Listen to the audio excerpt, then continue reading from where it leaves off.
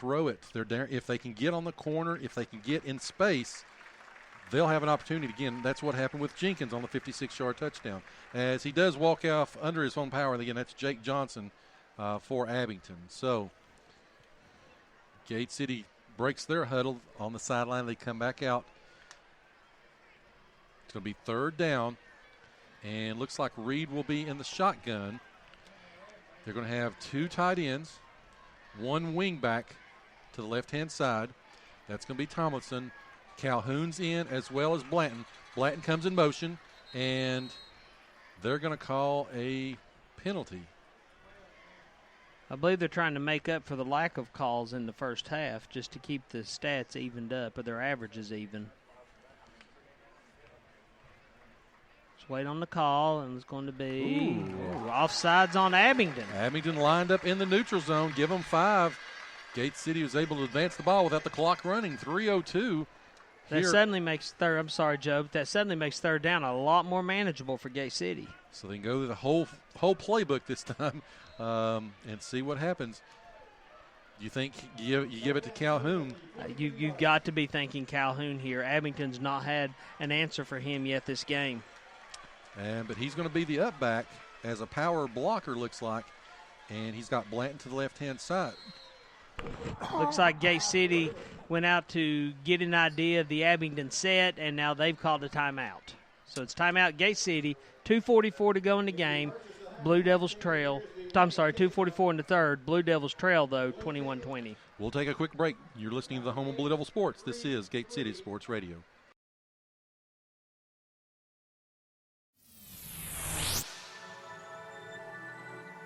You are listening to the home of Blue Devil Sports. This is Gate City Sports Radio.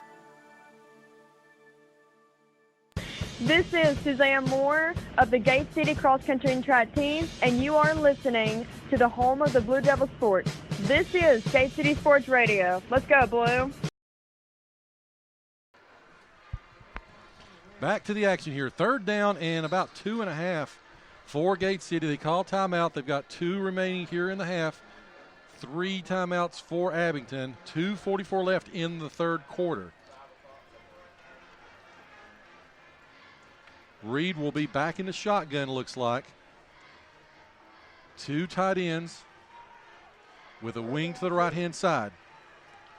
Power formation to the right-hand side. They're going to give it to Reed. Reed's going to take it by himself, and he's going to drive up to about the 48, 49-yard line, and that's enough for another Gate City first down. Gate City's moving the ball once again. They're still on the ground. That ground game's been their bread and butter tonight. Again, Reed, an all-region running back last year, playing quarterback this year. You know, he is a dangerous tool back there, as you've got Levi Roten and Carson Jenkins comes into the ball game, and Logan Tomlinson and Landon Blanton come out. John Sally, splits to the left-hand side, and you've got Carson Jenkins as the wingback, and they give it to Levi Roten to the left-hand side, and he's going to be tackled probably about a gain of 1.5 at the 49-yard line with 2 minutes left in the quarter.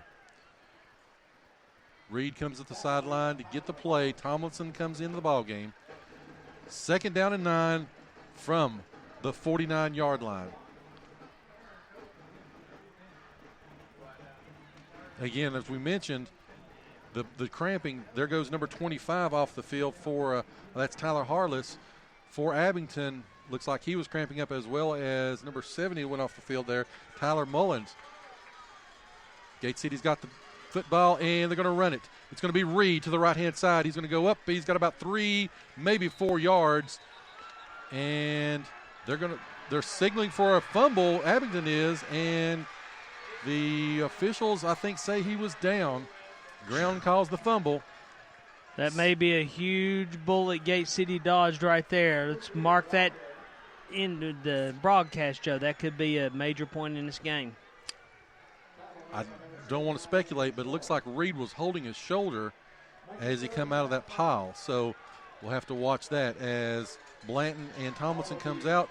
Jenkins and Levi Roten come into the ball game. 3rd down and 5 with 50 seconds left. As there's going to be motion. They're going to give it to Jenkins. Jenkins got it. He's going to run to the left-hand side. He's got it to the 40, to the 45, to the 30, to the 20, 10, 5. Touchdown, touchdown, Big Blue. Carson Jenkins once again from 46 yards out. Touchdown, Gate City. What a play. When they get him in space, Chris. He's got that extra gear. You can almost just watch him downshift and accelerate around the end. That was an amazing run by Jenkins, and Abingdon just watched him pull away. If they can get him in space, again, they're playing so tight inside. If they can just bust it out, he's gone. And they will go for 2. Again, the game is now 26-21, Gate City with the lead. I did not think he was going to make that corner, and the next thing you know, he's 10 yards downfield as the snap comes back. And Reed's Reed got on it the carry. Into the end zone, giving 2. Blue Devils lead by 7. Again, took the quarterback keeper, rolled around the right.